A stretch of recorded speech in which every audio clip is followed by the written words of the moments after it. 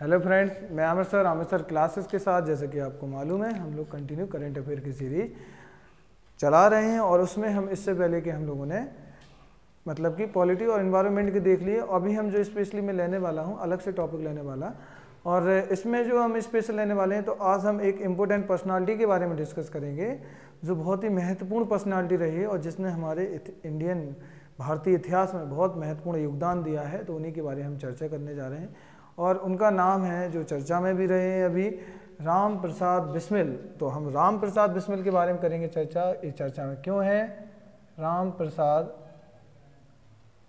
बिस्मिल।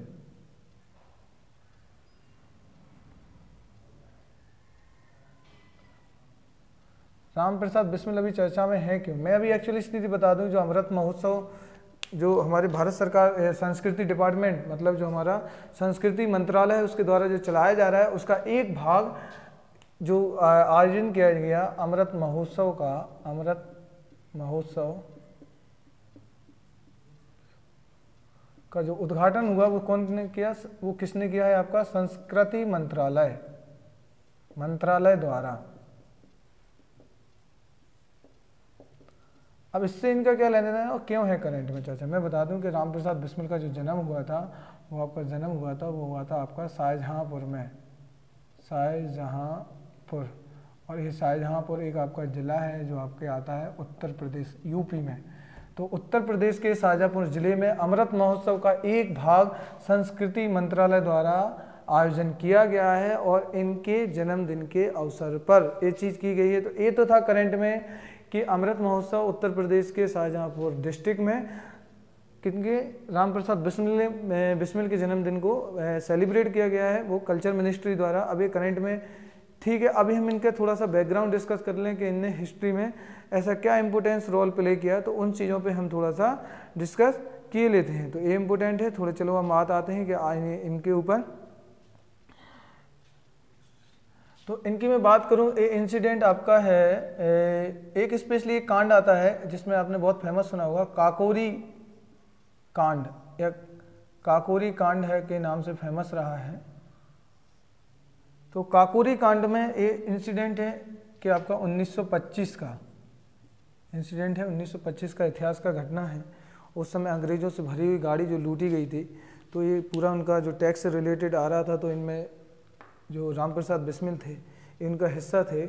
और इनने आके इनके जो इम्पोर्टेंट लीडर जो रहे हैं, जो इनने काकोरी कांड का इंसिडेंट ये किया था और इनने भाग लिया था। और इनमें जिन लोगों ने भाग लिया था वो स्पेशली है, नाम उनके देख लो कौन कौन लोग थे।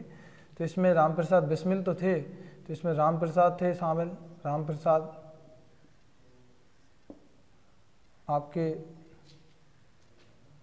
रोशन लाहड़ी,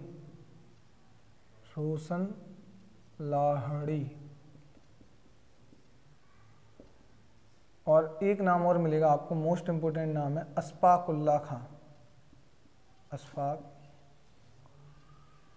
उल्लाह खां।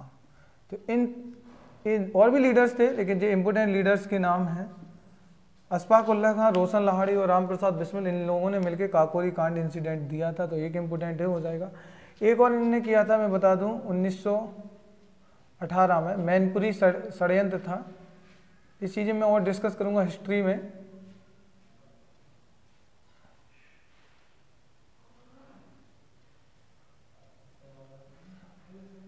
मैनपुरी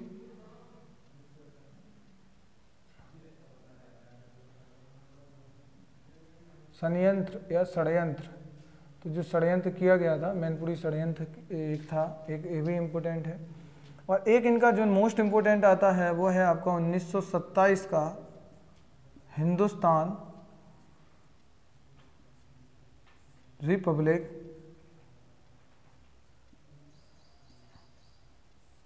एसोसिएशन,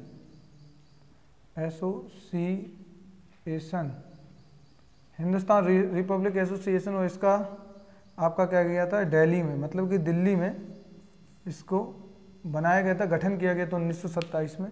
इसमें जो इम्पोर्टेंट जो पार्ट थे इसके कौन कौन थे, तो उनमें लीडर्स के नाम लिखे देता। मोस्ट इम्पोर्टेंट लीडर हैं, सबसे पहले रहे हमारे चंद्रशेखर आज़ाद, दूसरे हैं आपके भगत सिंह और तीसरे थे आपके रामप्रसाद बिस्मिल।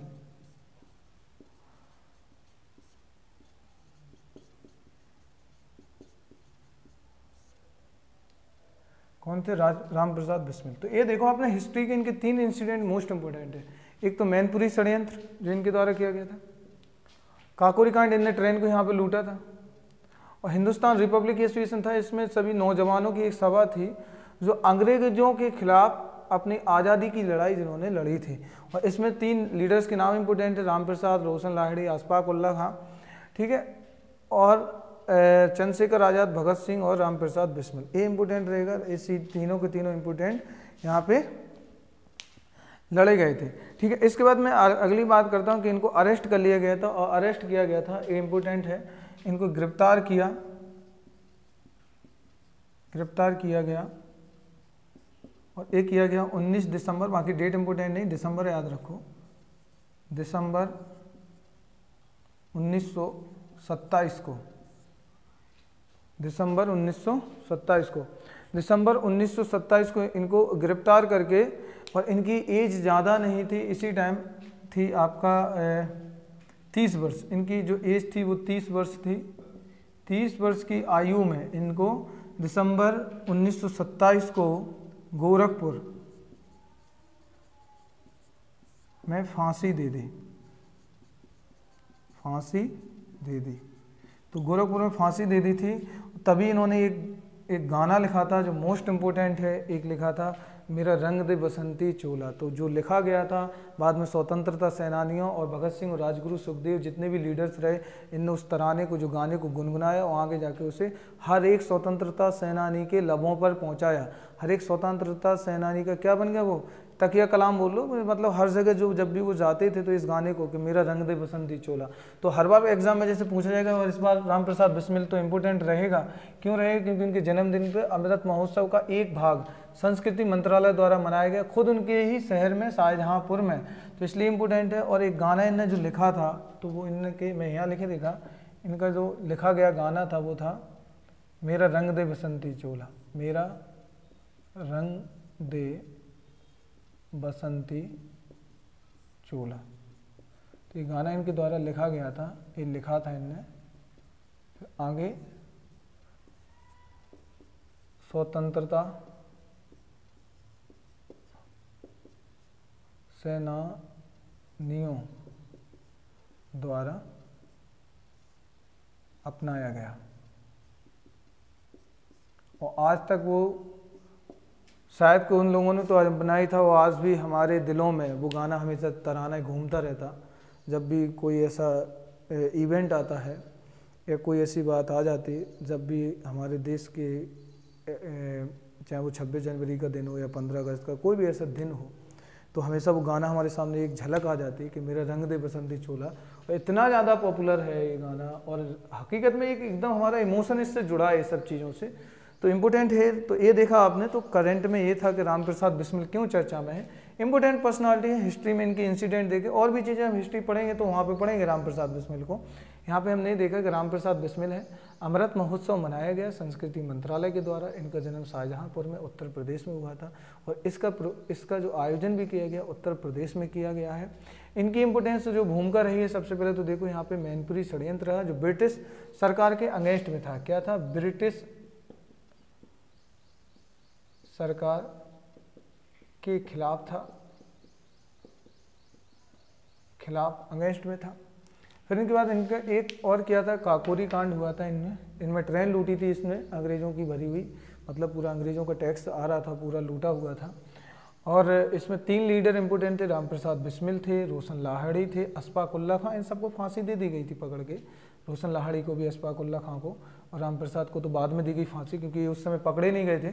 ठीक है। फिर इनने आगे जाके दिल्ली पहुंचे, दिल्ली मिले चंद्रशेखर और भगत सिंह से, और वहाँ जाके हिंदुस्तान रिपब्लिक एसोसिएशन बनाया।